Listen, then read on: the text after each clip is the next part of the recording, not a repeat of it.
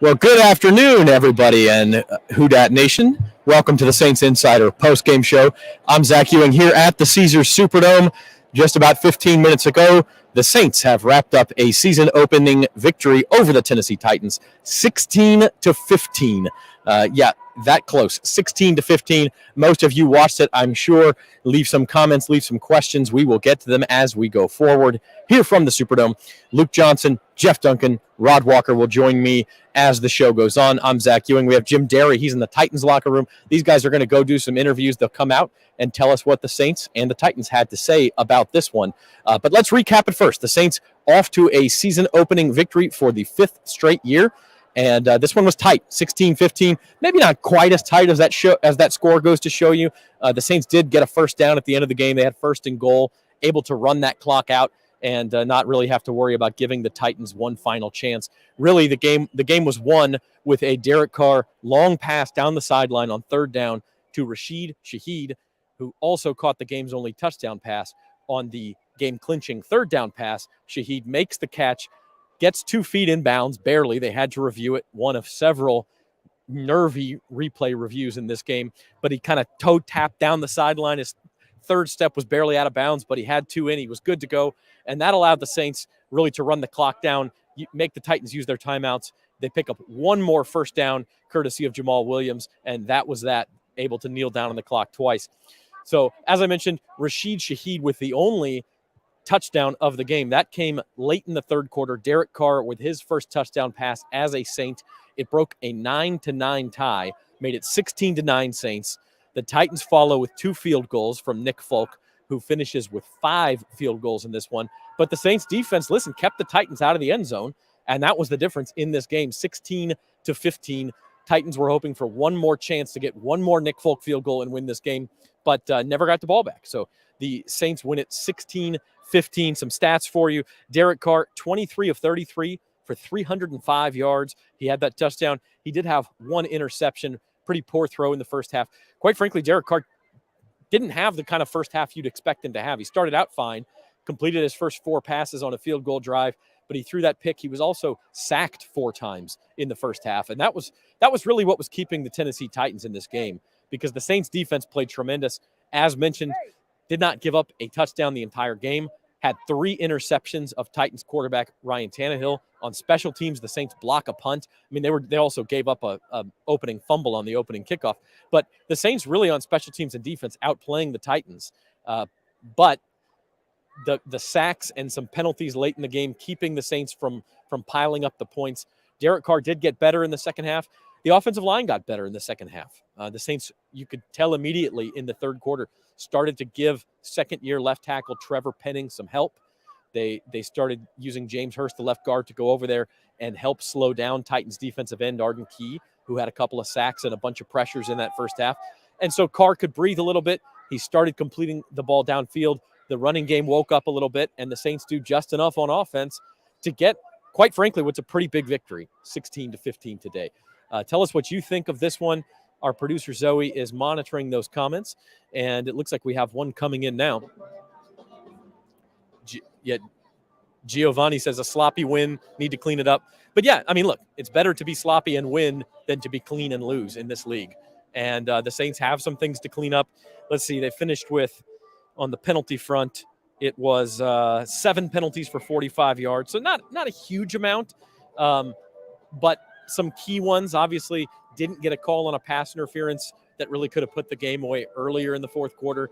They were called for a pass interference that was, I think it was legit, but maybe not as much contact as the Titans one on the drive before that, and that hurts the Saints as well. So some things to clean up, sure, the offensive line protection, but bottom line, Saints are 1-0, and that's hugely important because their next 2 games are on the road. They play next Monday night in Charlotte against the Carolina Panthers, division game, never going to be easy. Saints probably will be favored in that game. The Panthers lost to the Atlanta Falcons today, 24-10, and then after that, they're up in Green Bay to face the Packers. So 2 straight road games before they come back home to face the Buccaneers. That's a game that looks easy on paper. Buccaneers went up to Minnesota and beat the Vikings today. So things don't really get easier, so it's nice to start with a win. We're talking about it live here on the Saints Insider Postgame Show, brought to you by Tulane Doctors. We thank them for their sponsorship.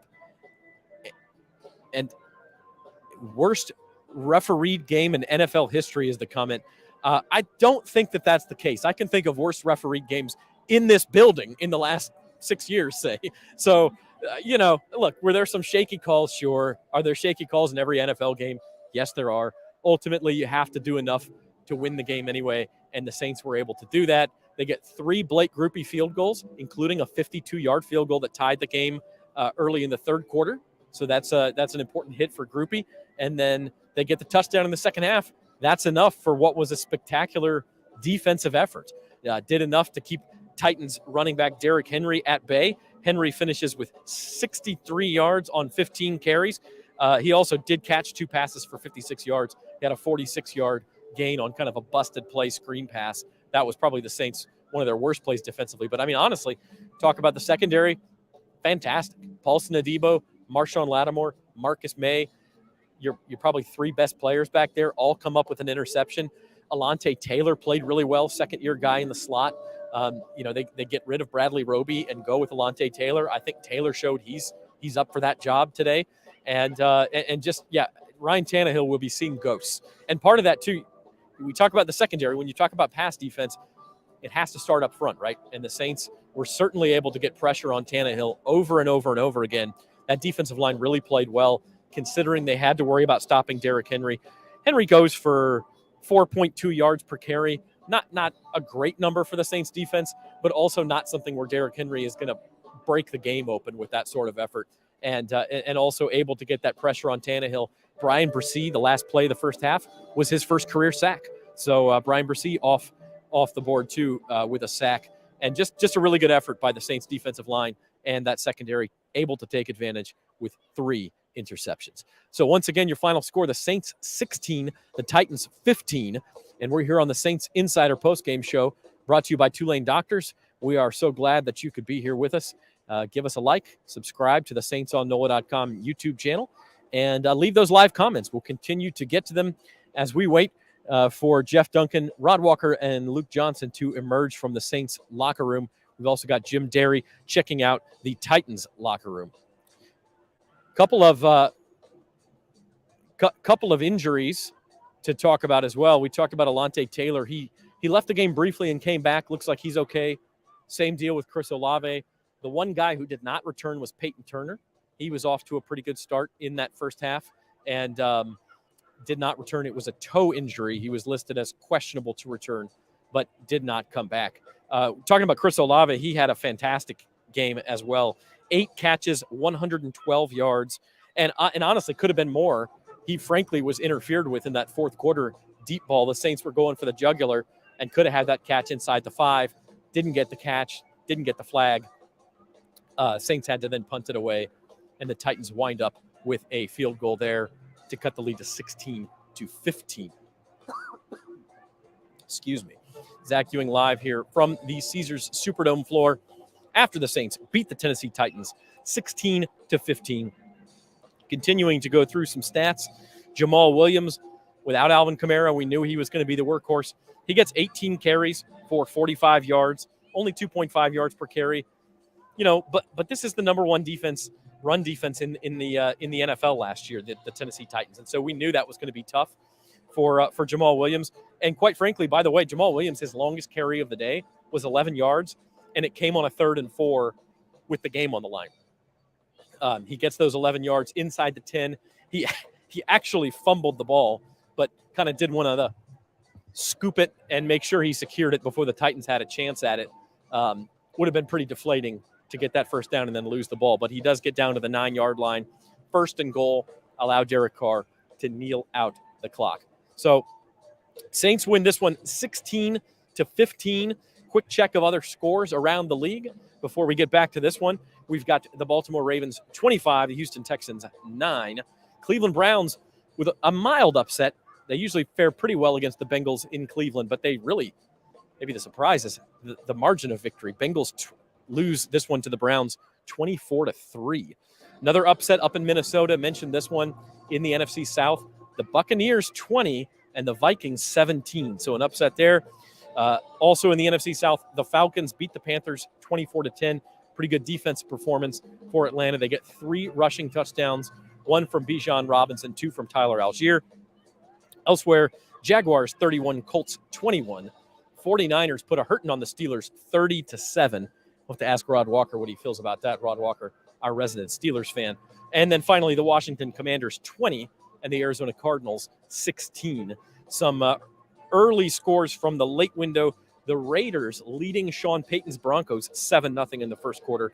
It's the LA Chargers 7, the Miami Dolphins 0 in the first quarter. Philadelphia Eagles 10, Patriots 0. Seahawks 3, Rams 0. And the Packers 0-0 with the Bears. The Packers do have a 3rd and goal in that game. Here at the Caesars Superdome, it was Saints 16, Titans 15. 5 field goals for the Tennessee Titans from Nick Folk, including one right off the bat. He gets a field goal after Rashid Shaheed fumbled the opening kickoff. I think it was Jeff Nowak of WWL who said, what's the worst start in Saints history just on one play? This has to be it. Rashid Shaheed returns the opening kick out to the 22 and has the ball ripped away from him just right over there behind me. And the Titans got a first down off of their own kickoff at the Saints 22-yard line. But they are able to hold the Titans to a field goal there. So Nick Folk had 5 field goals. On the other side, Blake Grupe had 3 field goals, and that was the first half of this game was 3-3 on field goals. And Blake Grupe, got to say, was everything that the Saints coaching staff was hoping he would be. He was true on the extra point, all 3 field goals, including a 52-yarder. And somebody says that's a week 1 record for field goals. 8 field goals between the two teams. 5 for the Titans, 3 for the Saints. But guess what? You get 6 points for a touchdown. You get the extra point, and that's where we arrive at Saints 16, Titans 15. And again, really, the game was close, and it could have gone either way. Probably not as close as a 1-point score would indicate, a 1-point margin. The Saints did have a 351-285 advantage in total yards. They had a 3-2 advantage in takeaways. They blocked a punt. The Saints did enough to win this game. I mean, let's not mince words. It was a close game, but it's not like the Saints got away with one here. I think the Saints were the better team out there. They do win the game 16-15. Had a 1st and goal at the end. Had they been behind, would have had a chance to make something more. If you're talking about a concern, got to talk about the offensive line. Offensive line was not good, especially not in the first half. 4 sacks of Derek Carr in the first half. I think all 4 of them were off that left side where you have second-year tackle Trevor Penning, and he really struggled. I think Arden Key had at least 2 of those sacks for the Tennessee Titans, and Derek Carr visibly frustrated at one point, kind of pointing at his offensive line like, guys, you have to be better than this. And in the second half, they were. In the second half, they were. Zoe, tell me that comment one more time. Didn't hear that last one. Where the tight ends were. Jawan Johnson made a couple of catches. What were Jawan Johnson's stats? He had a long one wiped out by a penalty as well. Jawan Johnson finished with 3 catches for 36 yards. He did have a 27-yarder. I mean, I think, look, people talk about Jimmy Graham.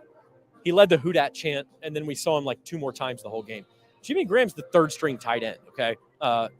Jawan Johnson's the starter. Foster Moreau's the backup. Jimmy Graham's not going to get a lot of playing time. So when you say, well, where were the tight ends? I mean, Jawan Johnson was out there.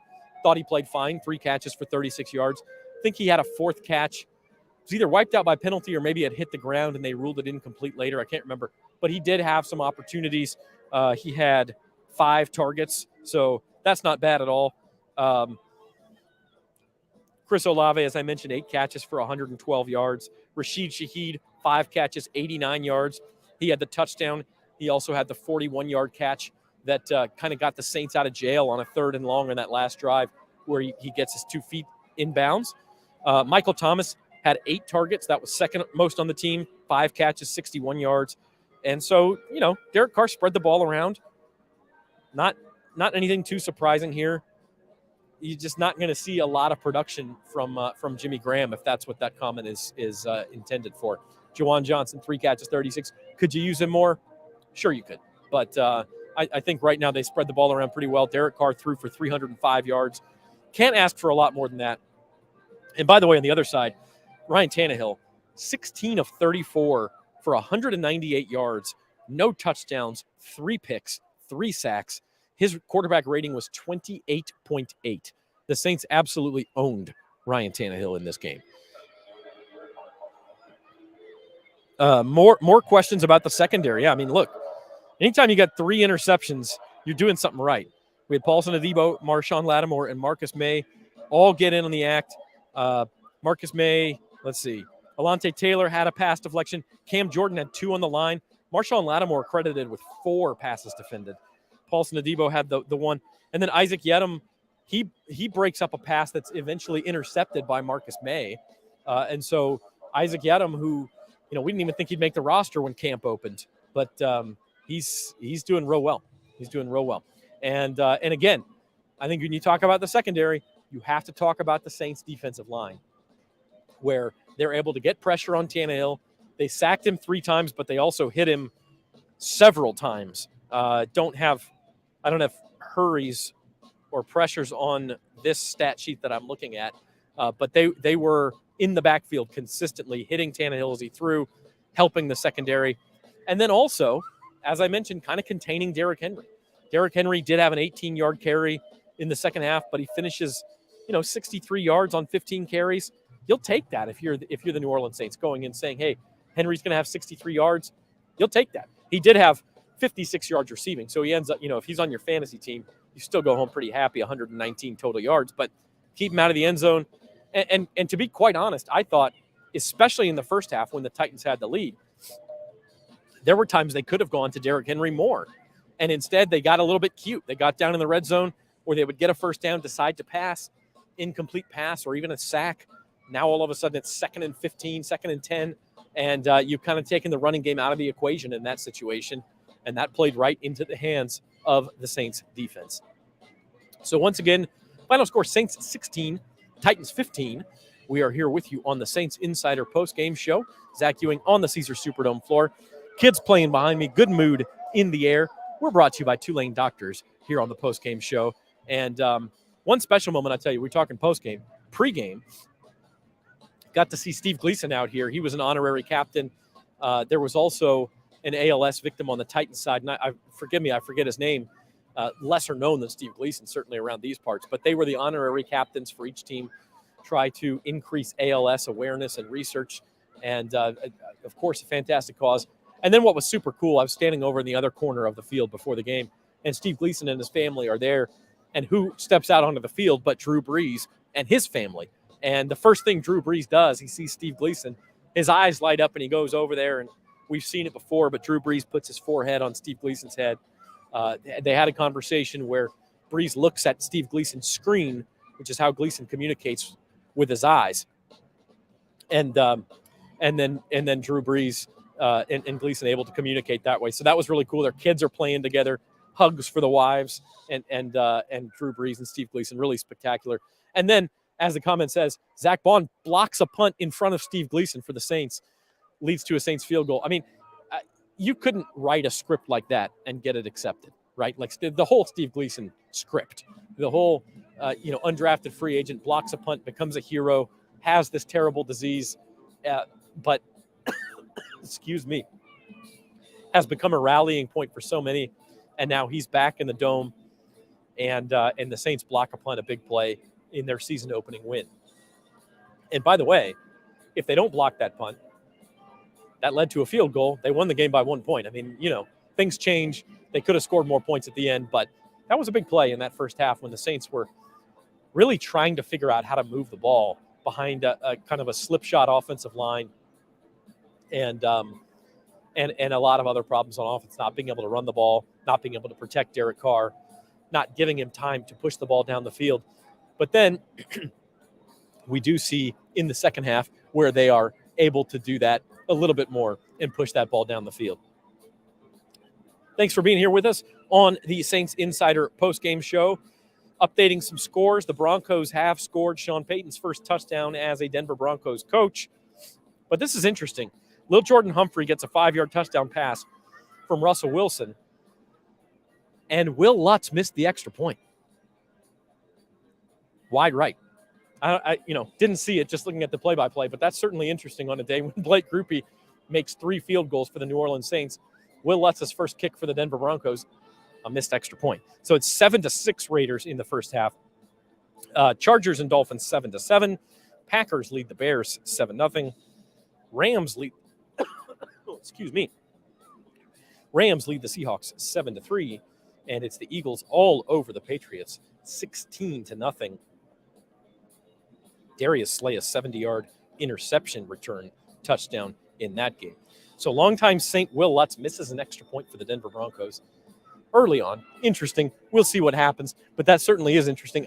Speaking of longtime Saints, Robert's behind the camera here, and he brings up a good point. How about number 13 today? Michael Thomas caught the first pass of the day, a seed from Derek Carr down the sideline. Just a great throw. I mean, Derek made some great throws today. He made a couple bad ones too, but he made a couple of throws that Saints fans have not seen really in years. I mean, every now and then Jameis Winston will come up with one, but even in the last Drew Brees years, he did not have the arm strength to make those throws. Sorry, guys, my throat is struggling here, but it is, I think, got to be refreshing for Saints fans to see Derek Carr make a throw like that right off the bat. And as we mentioned, Michael Thomas finishes, I believe it was 5 catches for 61 yards, and really just looked like himself. And I think that comment we just got goes right to that. How is the tone different at quarterback? I mean, there's confidence in that room. And I want to talk to the guys about this when Luke and Rod and Jeff come out from the locker room. But, I mean, look, the last 4 minutes of this game are a perfect example. Or let's say last 7 minutes. The Saints, on their last couple of drives, were not just trying to kill the clock with the lead. They were going for more. They were going for more, and they were not afraid to take deep shots. They were not afraid to have Derek Carr make tough throws. On their second to last drive, he did convert like a 3rd and 10 throw, first down. And then he tries the deep ball to Chris Olave. Should have been pass interference. Could have been a catch. If they complete that ball, this game's basically over. There was like 4 minutes left. They would have had a 1st and goal up by 4 points. Instead, they had to punt. Titans get a field goal. Saints get it back. And then they did it again. Not afraid to throw. They throw the long one down the sideline to Rashid Shaheed. They throw one after that on the next series. And I mean, like, that's just not things you saw with Andy Dalton in the game last year. You just didn't see it. And quite frankly, again, you'd let Drew Brees throw the ball his last couple of years, but he was not pushing it downfield. It was more safe throws, timing throws, the things Drew was really good at, of course. But that sort of play calling and that sort of let's go for the jugular and not play not to lose, but play to win, that comes from having a quarterback that you're confident in. And the Saints very clearly, Dennis Allen, Pete Carmichael, Ronald Curry, clearly are confident in Derek Carr. So impact of not having Alvin Kamara, another question. The Titans are tough to run against. I think Alvin Kamara would have helped. I think he probably would have helped in the short passing game more than anything. That's not necessarily Jamal Williams' strength. Jamal Williams was fine. I thought he ran hard, and they stayed with him enough, which I thought was a key to the game, just to make the Titans respect the run and make those defensive linemen pause just for a second before they pinned their ears back and got after Derek Carr. Could Alvin Kamara have made a difference? Could he have busted a run? Absolutely, he could have. I mean, he's an elite player. He's got elite balance, could break a tackle, could make something happen in the passing game. But ultimately, I think the Saints played this the right way.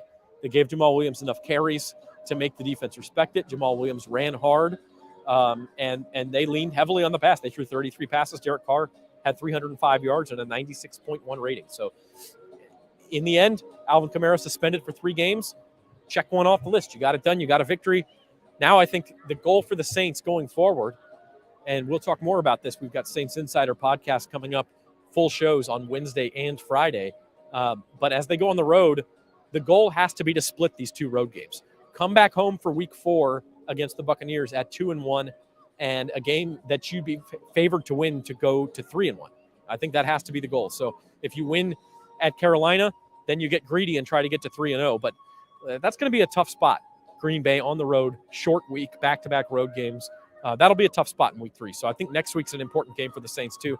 But if you can get through those 3 Alvin Kamara suspension games at 2-1 and get back home, I think the Saints would sign for that right now. They'd take it.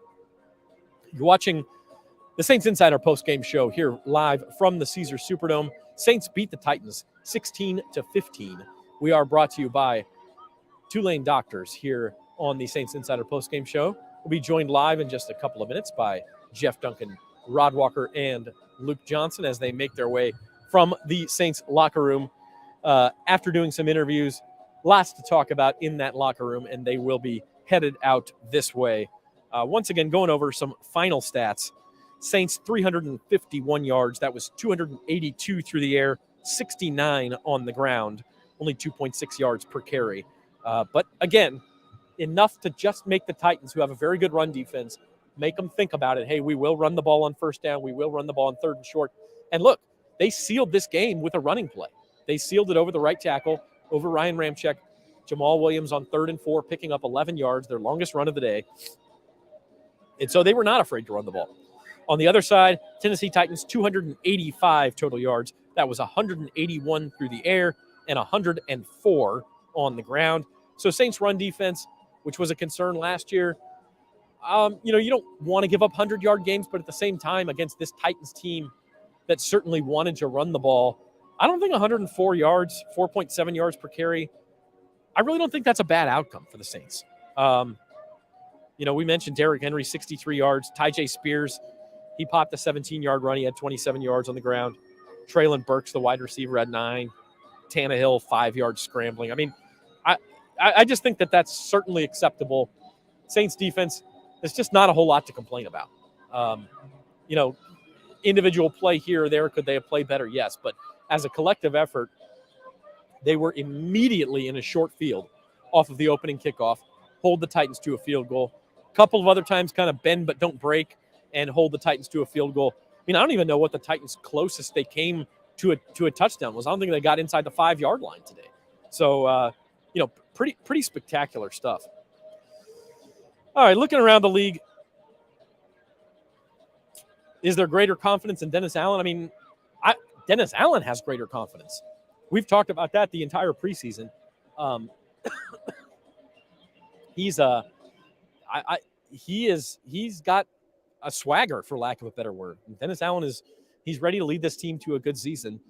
The man's never had a winning season as an NFL coach, but he's also never had a quarterback like Derek Carr. I say that Derek Carr actually was Derek Carr's first coach in the NFL was Dennis Allen, but Dennis Allen was fired at 3 games into that season back in 2014, so it doesn't really count. So he feels confident in Derek Carr. He feels confident in his defense, and I think they played like it today. I really do. I know 16-15 seems like it was a conservative, low-scoring game, but the Saints went for it a couple times. The Saints could have scored another touchdown in the second half, could have made this a little bit more comfortable of a victory. Certainly in the first half, offense didn't play that great, but it got better and kept going. So here on the Saints Insider Postgame Show, while we wait for Rod Walker, Luke Johnson, and Jeff Duncan to emerge from the locker room, we're here on the Caesars Superdome floor. Next week, the Saints, they play Monday Night Football, 6:15 start, an hour earlier than your normal Monday night game because there's a Monday night doubleheader, so keep that in mind. That will be from Charlotte. We will have a Saints Insider Postgame Show. Let's talk about the Carolina Panthers for a minute because, as I mentioned, this is something you want to win this game if you're the Saints because it's a tough spot. Following week, back-to-back road games, going to Green Bay. You have one fewer day of rest because you play on Monday night in week 2. So you really want to – it's a division game. I mean, you really want to go to Carolina and win this game. And one reason is Bryce Young, Carolina quarterback, number 1 pick, just wasn't very good today. And the Falcons have a good defense too, but so do the Saints. Bryce Young, 20 of 36, 146 yards, 1 touchdown, 2 picks, 48.8 rating. Is he not ready? I don't want to say he's not ready, but he is working behind kind of an inexperienced offensive line, an inexperienced receiving core that's banged up. Terrace Marshall, former LSU guy, is hurt. And watching this game, didn't get a chance to watch a lot of that game in Atlanta, but can't say that it instills a lot of confidence in the Carolina offense. And now he's got to face the Saints defense that played very well against the Titans, a better running back in Derrick Henry than they'll see next week in Carolina, a more experienced quarterback in Ryan Tannehill. Bryce Young will have to step it up for the Panthers, or else they could be facing 0-2. And a lot of people said that the Saints' biggest competition in the NFC South this year would be the Carolina Panthers. I personally thought it would be the Atlanta Falcons. A lot of people thought it would be the Carolina Panthers. If that's true, a win next week puts the Saints 2 games up on the Panthers already, with a leg up on the tiebreaker as well. And I know it's September. It's super early. We got to go all the way past Christmas with this thing into the new year. But if you're the Panthers, it's tough to win a division where you're 0-2, somebody else is 2-0, and they've got the tiebreaker on you. So you might see a little bit of desperation from the Carolina Panthers next week. We'll talk more about that. Saints Insider Podcast coming up on Wednesday and Friday in the afternoon. Check out our social media. Check out NOLA.com for that. We're here on the Saints Insider Postgame Show. It's brought to you by Tulane Doctors. And I'm Zach Ewing here at the Caesars Superdome floor. Feel free to leave your live questions and comments. We'll have Jeff Duncan, Rod Walker, and Luke Johnson. Tell you what, it take a lot longer to get out here in the regular season than they did in the preseason. But we're rolling here. We're rolling, and we'll keep going. Question, Michael Thomas, comeback player of the year. I thought about that in the offseason. I don't think so. And the only reason I wouldn't give it a whole lot of a possibility is because of Damar Hamlin. Damar Hamlin of the Buffalo Bills, who essentially died on the field last year. If he suits up and plays a single snap on Monday Night Football tomorrow night, he's got that award locked up, in my opinion. And if you look at the sports books, the guy's a heavy favorite. Damar Hamlin is going to win comeback player of the year just for completing a game healthy after what happened to him last year. So kind of a weird year for that award this year, but a guy like Michael Thomas, who might ordinarily be in the running for something like that, probably not. Probably not this year with Damar Hamlin. Do a quick scoreboard update for you of the afternoon games. It is the Las Vegas Raiders 10, the Denver Broncos 6. Dolphins and Chargers out in LA, they're tied 7-7. Eagles all over the Patriots 16-0. Packers leading the Chicago Bears 7-3. And the LA Rams leading the Seattle Seahawks 7-3. Those games all early in the second quarter. And of the noon kickoffs, here we had Saints 16, Titans 15. Excuse me. We had Ravens 25, Texans 9. A little bit of an upset. Browns 24, Bengals 3. A lot bit of an upset. Bucks 20, Vikings 17. So we have 3 1-0 teams in the NFC South: the Saints, Buccaneers, and Atlanta Falcons. Falcons beat the Panthers 24-10. Had the Jacksonville Jaguars 31, the Indianapolis Colts 21.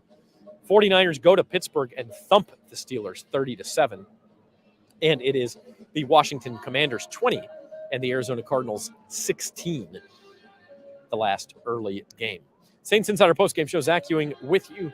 Drop your comments. Glad you could be with us as we await our experts coming from the locker room: Jeff Duncan, Luke Johnson, and Rod Walker.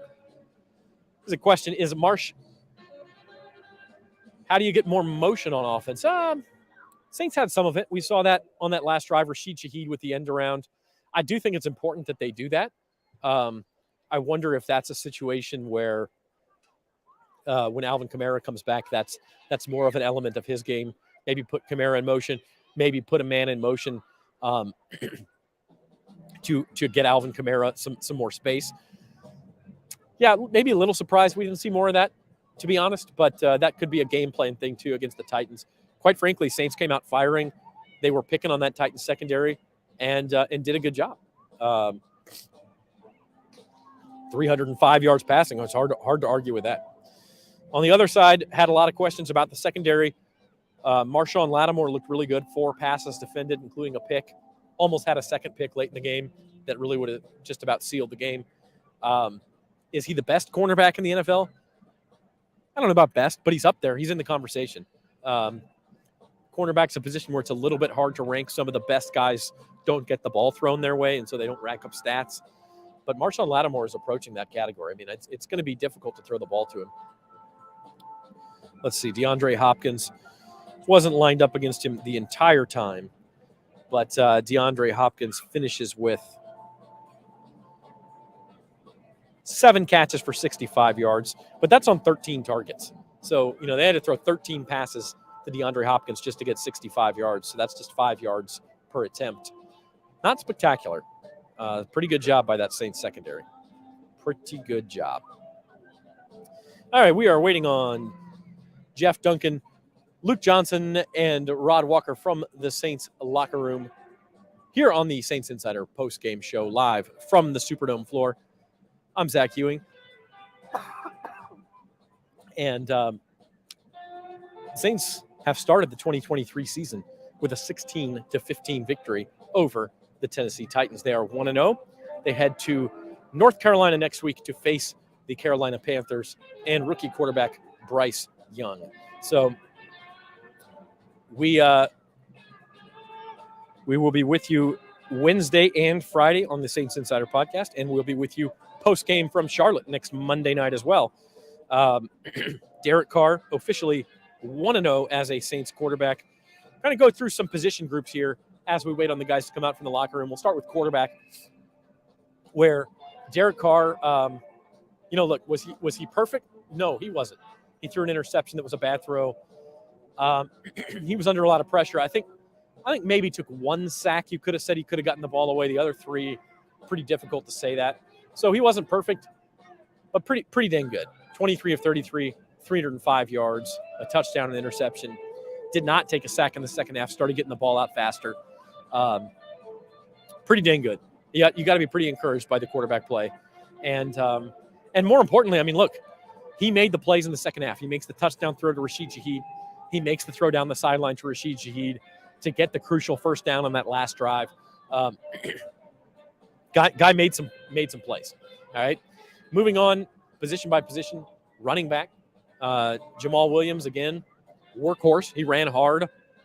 Don't think it was spectacular, but Jamal Williams, he led the NFL in touchdowns a year ago, but he's not the game-breaking type running back. He got a lot of goal line carries. He does have a nose for what he needs to get, and we saw that crucial play, 3rd and 4, that sealed the game. He picks up 11. He gets to that first down marker, fumbled the ball. Now, if he loses that fumble, we're having a different story, but he hugged that ball tight to him and got it. And I think without Alvin Kamara, without the injury to the rookie Kendry Miller, I think Jamal Williams did what you can expect him to do. Solid B-. I don't know that you would sit here and say it was an A at 2.5 yards a carry, but he did enough. Wide receivers, look, I think it was pretty good. I don't remember a single drop for the Saints. Rashid Shaheed caught the touchdown pass. He did have the fumble on the opening kickoff, but he also toe tapped down there the huge catch that really sealed this game for the Saints, or just about sealed the game for the Saints. Michael Thomas was his old self. Chris Olave had a couple of big plays. He had 112 yards receiving, 14 yards per reception, 11 yards per target. Pretty good. So receivers, that's an A to me. Tight ends, Juwan Johnson, wasn't asked to do a lot. He did have a 27-yard catch. Was in there on some blocking. Tight ends and receivers, got to give him an A.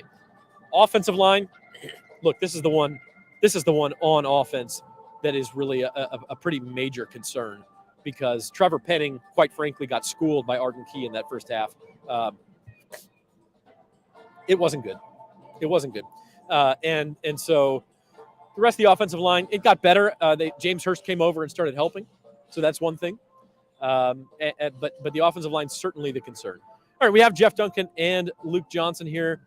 We're going to have Jeff come on first. Getting Jeff a microphone. Watching the Saints Insider Postgame Show. And Zach Ewing now joined on the Superdome floor by Jeff Duncan. Jeff, a jubilant Saints locker room. Yeah, I think so. Look, anytime you get a win in this league, especially against a good team like Tennessee, you celebrate it. And, look, it wasn't pretty. It wasn't going to be sent. This game tape's not going to be sent to Canton, Ohio. 13 penalties, 5 turnovers. But we expected kind of an ugly game. We expected kind of a slugfest. That's the way Tennessee plays. And I think the Saints showed something today. We were just talking about it, Luke and Rod and I. This is the kind of game they probably would have lost a year ago. They wouldn't have had the confidence to finish the game off with the offense, with the quarterback like Derek Carr, putting the ball in his hands, having the confidence for him to throw the ball down the field and close that game out offensively. as opposed to giving the ball back to the Titans and having a chance to lose the game. We saw them lose a game like this, 2 games like this that come to mind last year, losing to the Bucs down in Tampa where Tom Brady got the ball back a few times. They couldn't close it out offensively. And then here in the Dome, losing to the Bengals and Joe Burrow where they couldn't close the Bengals out. So I think we saw enough positive things today. Obviously a lot to work on, but positive things just to grind out and get the victory, in a game where you didn't play probably your best football. Yeah, and that's especially true on offense. We're just talking about as you walked up, offensive line problems, especially in the first half. But it was good to kind of see them make those adjustments, maybe get the ball out faster, help Trevor Penning a little bit on that left side, and they were able to shore that up. Yeah, Dennis Allen said afterward they used some chip blocks as well to help him, which I expected that's what they were going to do. Look, there's going to be these kind of, growing pains with Trevor Penning. We've talked about it all training camp. When he goes against elite pass rushers like an Arden Key, he's going to struggle. And the Saints, I thought, did a good job of adjusting, like you said, getting the ball out quicker, kind of rolling the pocket away sometimes. They just used a lot of different techniques to give Derek Carr time. And we saw once he had time, he could find receivers open downfield. The Saints had mismatches at the receiver position. Chris Olave over 100 yards, Rashid Shaheed 89 yards. The final numbers for Derek Carr are 305 yards, 23 of 33. That's quality quarterback play once he found that time in the second half. Yeah, and I mean, he came out and threw a dime to Michael Thomas on the first play of the game. Mm-hmm. The crowd kind of goes, whoa, and, right. and then another one kind of bookending to Rashid Shaheed on that final drive that didn't quite seal the game, but all but sealed it. And that's the type of thing, even in Drew Brees' final years, he didn't have the arm strength to do that sort of thing. So that's new to this franchise. No. Look, I think the game plan today was to lean on Derek Carr, lean on that receiving core. That's where the Saints had advantages. They weren't going to be able to run the ball consistently without Alvin Kamara and against this run defense, which led the league a year ago. So why beat your head against a wall, right? Go to your strength. And we saw that right out of the gate, going to the passing attack, leaning on Derek Carr. And look, there were some fits and starts. There were some turnovers. There were some penalties, some sacks.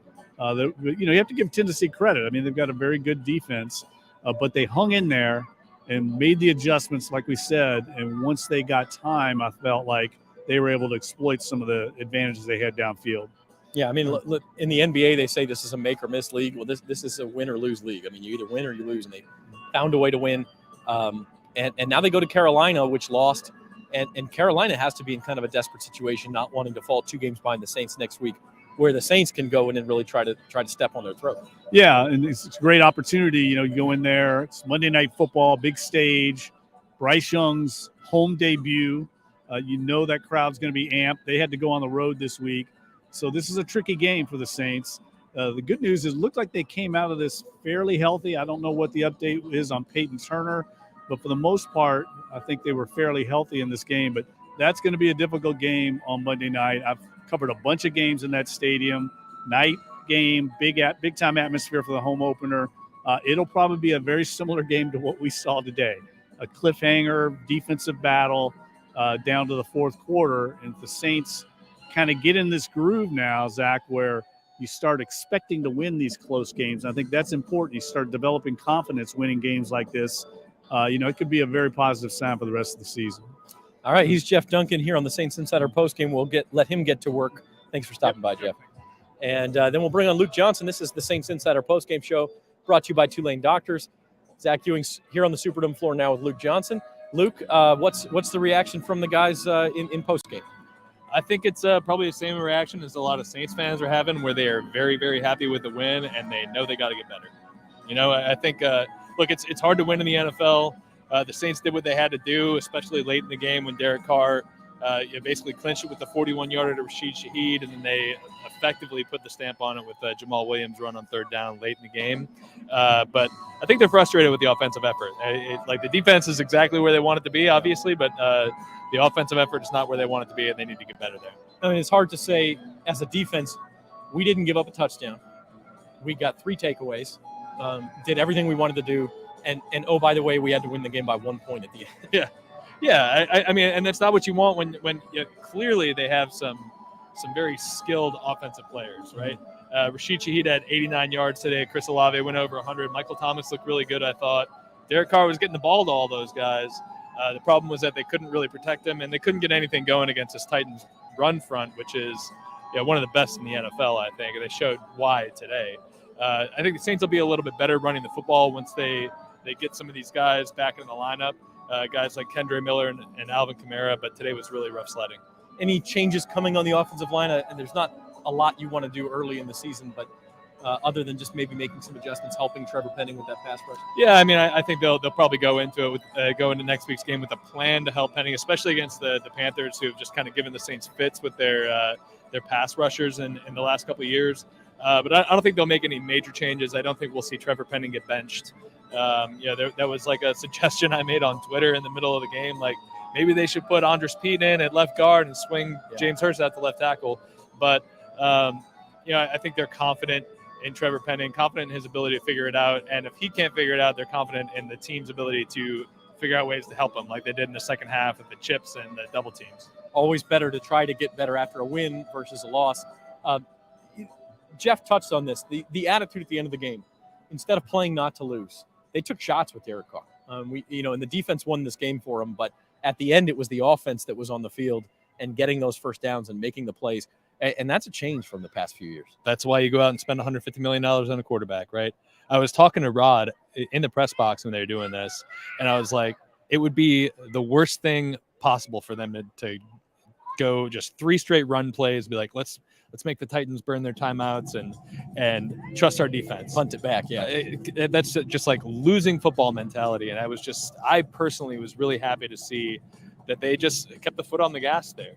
And that they were like, we went out and got a franchise quarterback. We're going to put the game in his hands. We're going to ride with him. Yeah. It was awesome. It was awesome to see. It was something they did not do last year because they didn't have the quarterback to trust. And that's how they won the game. So good on them. Yeah, and good to see them rewarded for it, because if you're not rewarded for that, then you do get gun shy, and then you do start to those doubts creep in again. Yeah. No, it's best thing that happened today was that. I mean, obviously the Saints had to feel very, very happy about their defense. 3 interceptions. You know how long it took me to have 3 interceptions last year? 13 games. I was going to say week 9. Yes, I undershot it. It was way late, right? So they looked really good defensively, right? There was a lot to like about that. But the thing that you feel best about is they had a quarterback win the game for them. That's it. That's the most important thing to take away from this game, because there was so many times the last 2 years where they had great games defensively and the quarterback lost the game for them or didn't win the game for them. So that has to be the main takeaway from today. That should be what everybody's excited about afterwards, even if it wasn't always great from the offense. Well, one more thing I do want to mention before I let you go. Blake Grupe hits 3 field goals, including a 52-yarder. Super solid. Didn't necessarily have any high-pressure kicks. And, oh, by the way, you probably don't know this yet. Will Lutz missed an extra point his first kick in Denver. So it's early days. But that decision looks pretty good right now. Yeah, I mean, this is what we saw out of Blake Grupe all training camp and preseason. We just needed to see it in the games. And that was the thing. It was a gamble because you'd never seen it with the lights really on. The fact that he went out and did it today, it's a really, really good first step. See him stack a couple of those before we start feeling really good about him. All right, let's spin things forward. We talked about how big of a game this was. Next week's a divisional game. It's the first of back-to-back road games, where the second one you're going to get short rest because of Monday Night Football. I mean, boy, you'd feel a lot better at 2-0 than 1-1. Yes, you would, but let's not go into this thinking that the Saints should be heavy favorites in this game, because this is 3 years in a row now. They played Carolina early in the season, September, in Carolina, and the last 2 went really, really badly, right? I think everybody's feeling good about the Saints going into those. I think they were just coming off like a beat down of Green Bay one year. Last year they were coming off that really thrilling win against Atlanta, and you felt really good about them, and then they go in there and they lay an egg. So let's see if they can actually do it this time. It's a really important game. It's a divisional game. Obviously, the NFC South went 3-1 today. Yeah. So much for the division being a terrible division. They beat the Vikings and I think a pretty good Titans team. I think it's an important win it's an important game next week, and it's one they can't overlook. No easy games in the NFL. We will be there all week. Thanks, Luke, and we'll let you get back to writing for NOLA.com. All right. That's Luke Johnson, and we'll bring on Rod Walker and close the show with him here on the Saints Insider Postgame Show brought to you by Tulane Doctors. Joined by Rod Walker now. And Rod, same question I asked the other guys, but probably some mix of jubilation and relief in that locker room after hanging on to that one. Yeah, I mean, but at the end of the day, you just want to get a win, and they did get that. And I think they saw a lot of things they need to work on, but it's better to work on them after a win than it is after a loss. So, I mean, I have to be satisfied with that, I would imagine. Single biggest thing you think the Saints should be pleased about after this game? I would say the ability to create turnovers. That was such a problem last year. 7 interceptions in the entire 2022. They had 3 interceptions today. Could have had 2 more maybe. So, I mean, I just think they had a chance to really do some things that they struggled with last year. So I think that's a good sign for this team. And such an emphasis in training camp to see them come out and get them in spades early in the game. Really good thing. On the flip side, biggest concern you have? And I'm not sure what Luke and Jeff said if you asked them that. But I think it has to be Trevor Penning, man. I mean, that first half was not pretty. They were able to give him some help in the second half and bring some guys around to kind of chip him a little bit. But just he struggled. Derek Carr got sacked 4 times in the first half because of that. You got to fix that because you're going to play some teams that they're going to watch the same film that we just watched, and they're going to take advantage of that. Carolina's got a good pass rush. I mean, right away next week, you're going to have to – and Green Bay after that, very good defensive line. So it doesn't get any easier. That is a concern. Having said that, and you know, we talked about this mentality too. At the end of the game, you really get the feeling, whereas maybe the Saints of 2021 and 2022 are playing not to lose that game, these Saints were playing to win. And they could have scored again there at the end because of that. Yeah, I mean, they trusted Derek Carr in his offense to drive the ball down the field. And I think when the defense is playing as well as it did today, I think that gives you more confidence. You say, okay, we're going to trust the offense, and if they don't come through, we know this defense can do it anyway. So I think that kind of helps Pete Carmichael relaxing as far as his calling plays, and I think they were able to do some more things because of it. Your first thought on next Monday night, the Panthers, they're going to be at home. It's Bryce Young's first home game as their first-round pick. And also, as I mentioned, like it's early again, but if you're the Panthers and you look at this, you don't want to fall 2 games behind the Saints in the division race and be losing the tiebreaker. I mean, you're going to see a pretty desperate Panthers team out there. Yeah, and that place will be just as electric as the Dome was today. They'll be really fired up. It's a Monday night game, Bryce Young's debut. But this is a Saints team that has a chance to really come out of the gate, really fast. Getting off to a 2-0 start would be really big for this team. And, we've talked all the season about the different quarterbacks they're facing. They're facing some young quarterbacks this season.